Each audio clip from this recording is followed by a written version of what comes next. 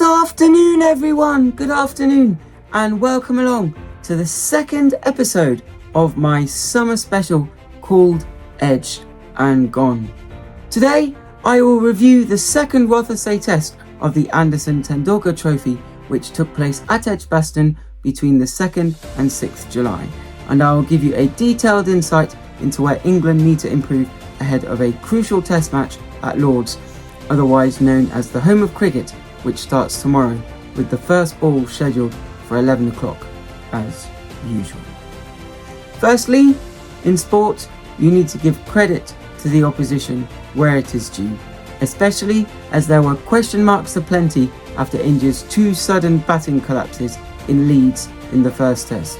And, rather ironically, the first one was sparked by a loose shot by Shubman Gill off Shoaib Bashir when the captain had made 147 in the first innings.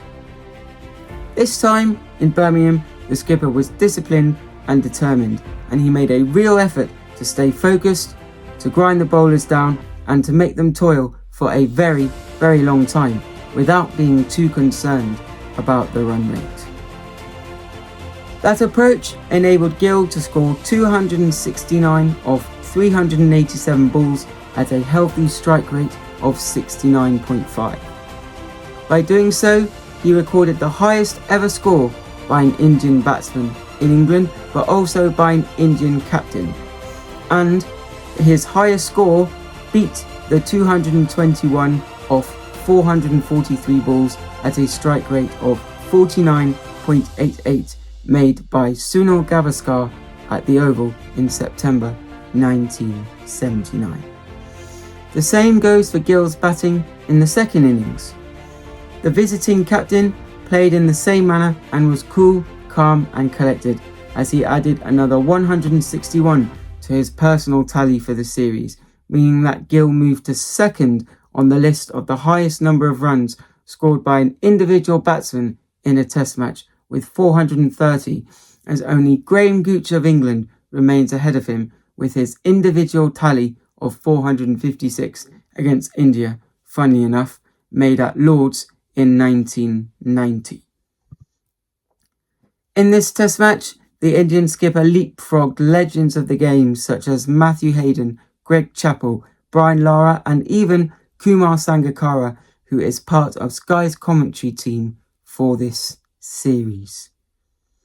With 3 scores of 147 or more in 4 innings, Gill will be the prized wicket going forward, and it will seem as though Gill must now be coming to the crease when the new nut still has its shine. Otherwise, it seems likely that he will grind his way to at least 146 based on his current average for the series. Having praised Gill, the first morning proved how small, tiny even, the margins are in elite sport. On the first morning, India could, and maybe even should, have been 21 for 3, but the umpire's calls on perilously close LBW shouts went against Chris Wokes and in favour of Jaiswal and Nair respectively. Take off the 80-odd made by Jaiswal and Nair's 30 and India would have made only, in inverted commas, 480 when doing the basic maths. Furthermore, Gill would have been at the crease earlier in the piece with the ball moving around, and who knows what might have happened then. Although, as I said, credit must be given where it is due, and the Indian skipper is stepping up to the plate thus far in this series. Certainly, as far as leading with the ball is concerned.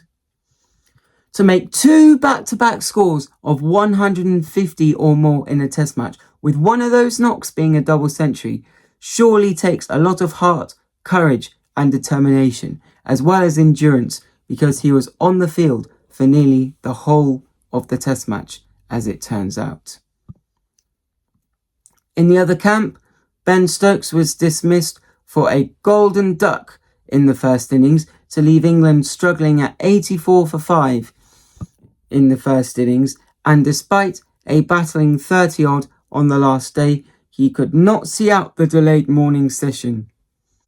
Ben Stokes really seems to be struggling in this series, but Lord's is a venue full of Ben Stokes folklore as he made that 100 against New Zealand a decade ago, as well as playing that incredible innings in the ODI World Cup final, also against New Zealand in 2019. England really need their skipper to stand up now because he has not been scoring runs with the bat nor been threatening with the ball. And to make matters worse, he made 2 shockers at the toss in batting-friendly conditions, and England became the team of old at Edgbaston as they suffered from scoreboard pressure as they were permanently behind the 8 ball. With Jasprit Bumrah confined to the sidelines, it seemed as though India might struggle as he took a 5-wicket haul of his own in Leeds. However, Mohammad Siraj massively upped his game and Akashdeep displayed his array of talents as he claimed a 10-wicket haul, which is no mean feat. The standout performer for England was Jamie Smith with his incredible first innings knock of 184 not out and then his defiant 88 in the second innings, although his shot selection when playing for a draw on the last day should be questioned, although the wicketkeeper batsman cannot be the one to blame for the way the game had unravelled at that point. When Shoaib Bashir was the last man out at 5:10 on Sunday afternoon, India had won the test by a whopping 336 runs. At home, that is a hammering, a real hammering. Whilst fans need to look forwards as the days of Broad and Anderson have well gone, their current bowling struggles highlights how crucial that new ball partnership was at its prime. Josh Tongue finally took his first top order wicket in 4 innings when he dismissed Yashasvi Jaiswal on the 3rd evening, but other than that, he did not have a good test match.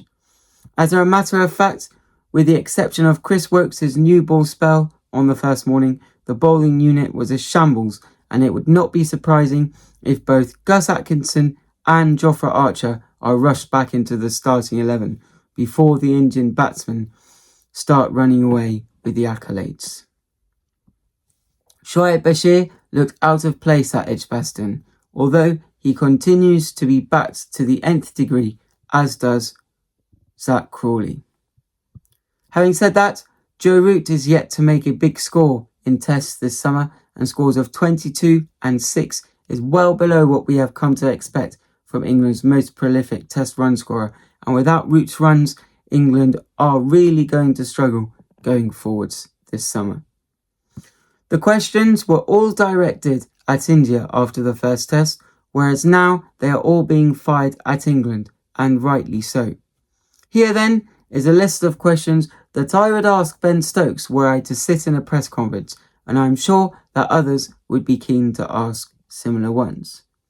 Firstly then, is England's ploy in Australia going to be to chase on flat decks every time?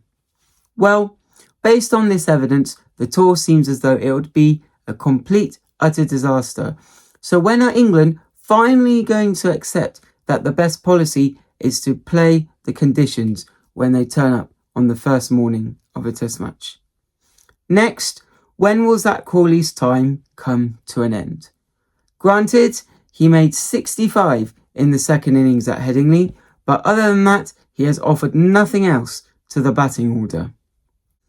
It feels as though that 189 at Old Trafford has been in the bank for a bit too long now, and without a century at Lord's, voices questioning his justification within the 11 will grow increasingly louder.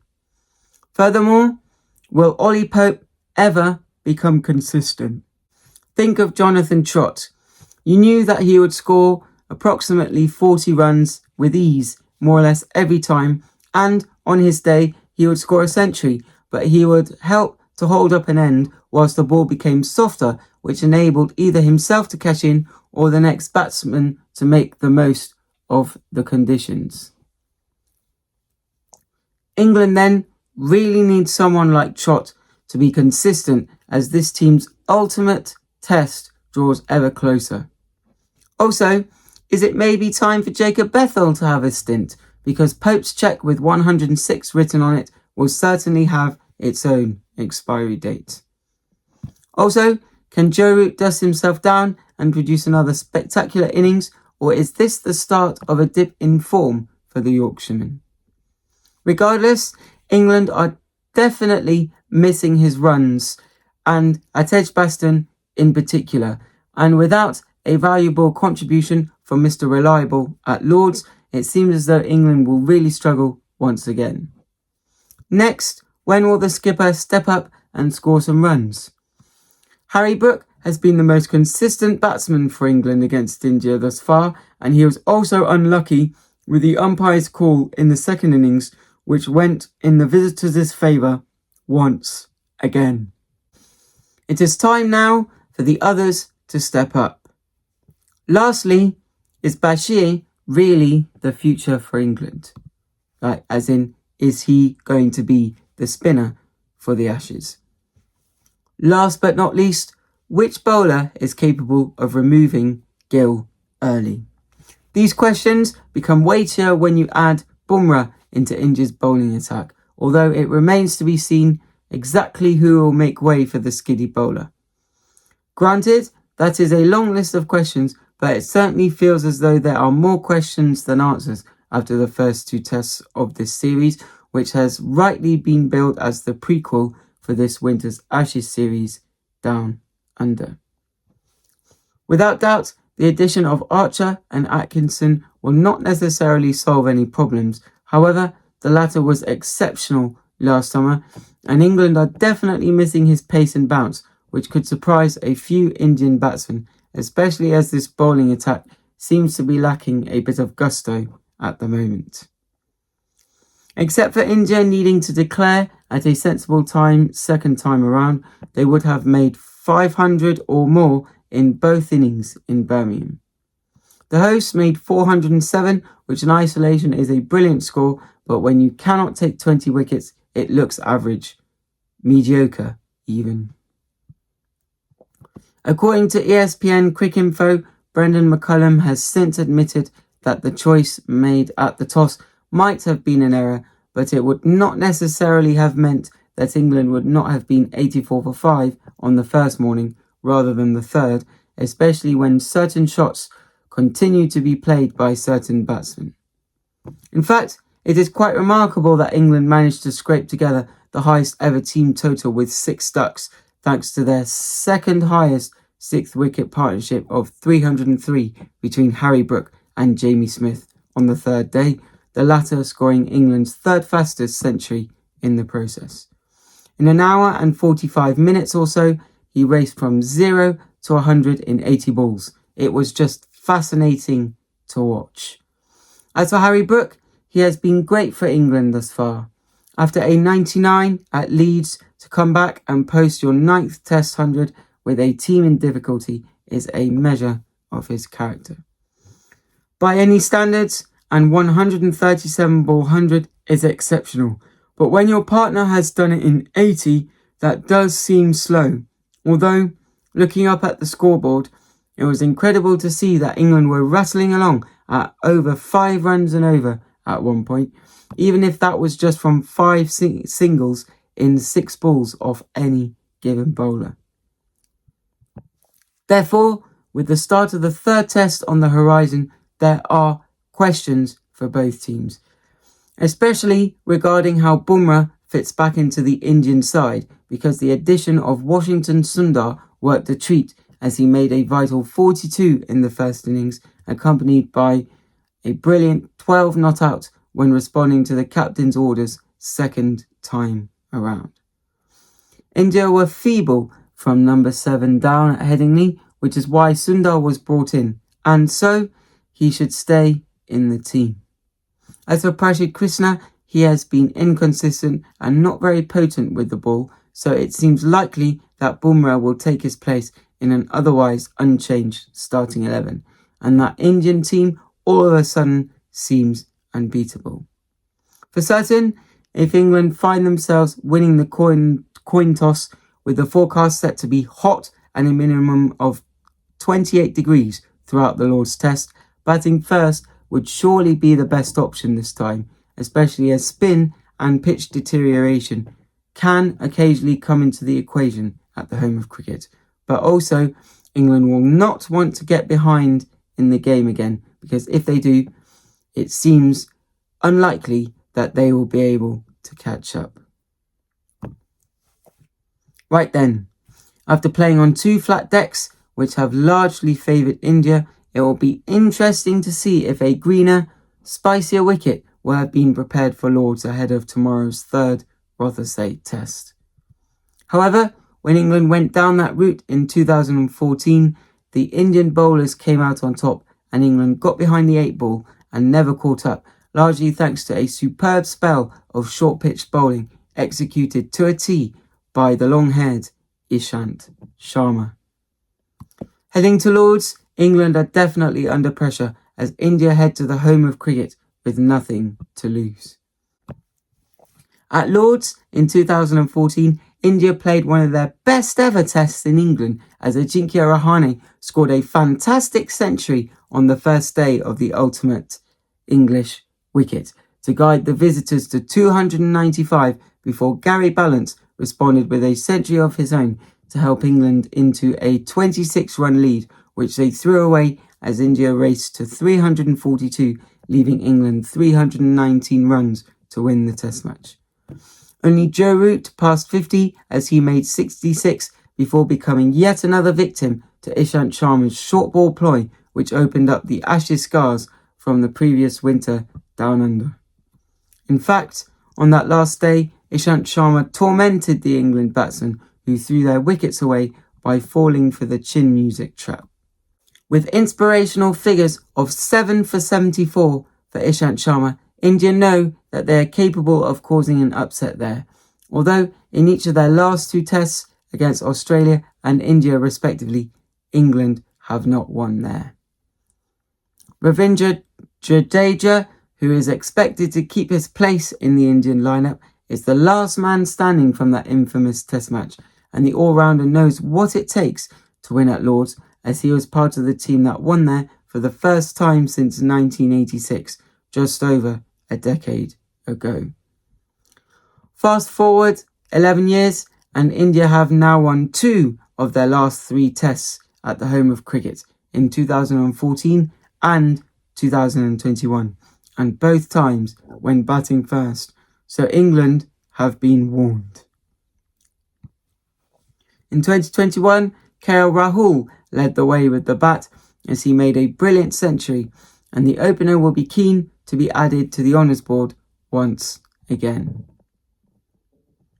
The same goes for Joe Root, who will be looking to go onto the home honours board for the 8th time in his test career after scoring twin tons at this venue against Sri Lanka last summer. Yet to find form this summer after a failure against Zimbabwe and a best of 53 not out at Headingley thus far against the current opposition, Lords could be the ideal place for Root to finally kick-start his test summer, but he will face a tough group of bowlers, and that is when the best players can show their class. It is fair to say that Joe loves batting at Lords. Across his test career, the Yorkshireman has scored a total of 1,732 runs in 40 test innings at 43 runs per go, although that is when calculating a simple average and without taking into account a few of his not-outs when he was batting. Included in the tally is his 200 not-out against Sri Lanka in 2014, as well as his 115 not-out against New Zealand in 2022. But I have not calculated the complex average because I am aware that not-outs have an impact on batting averages. Whilst Joe Root has scored 7 centuries at the home of cricket, he has passed 150 there on just 3 occasions, including when posting his maiden double century. So he will be hungry, very hungry for runs, especially as he has been starved of his favourite currency up until now this year. Based on my analysis and recent performances, I would expect the India 11 for the next 5 days to be as follows. KL Rahul, Yashasvi Jaiswal, Karan Nair, Shubman Gill, Rishabh Pant, Nitish Kumar Reddy, Ravindra Jadeja, Washington Sundar, Akashdeep, Mohammad Siraj and Jasprit Bumrah. As for England, they are under pressure and I feel as though McCullum and Stokes will be forced into making a few changes. Therefore, I would expect England's 11 to be as follows: Zach Crawley, Ben Duckett, Ollie Pope, Joe Root, Harry Brook, Ben Stokes, Chris Wokes, Gus Atkinson, Jofra Archer and Shoaib Bashir. That being said, how will the game go? Well, I predicted 3-1 to England before the series, but the hosts are actually lucky not to be 2-0 down at this point, it is fair to say. With the weather set to be hot, sunny and dry, India will win the toss and bat first, and England will be put under pressure from the get-go. However, with both Atkinson and Archer back, India could struggle against the extra pace and bounce, but that will not stop KL Rahul from posting his second consecutive Test century at the home of cricket. Bowled out for 350 with a much changed England bowling attack, India will then turn to their inspirational bowlers to help move the game forwards. England's top three will struggle once more, although Root and Brook, the two Yorkshiremen, will come to the rescue with respective centuries, and 50s from Stokes and Smith will enable England to make 420 in their first innings. Second time around, Yashasvi Jaiswal will lead India's charge with yet another century, and Shubman Gill's spirited 95 will put the pressure back on England as they will require approximately 330 runs to win the Test match.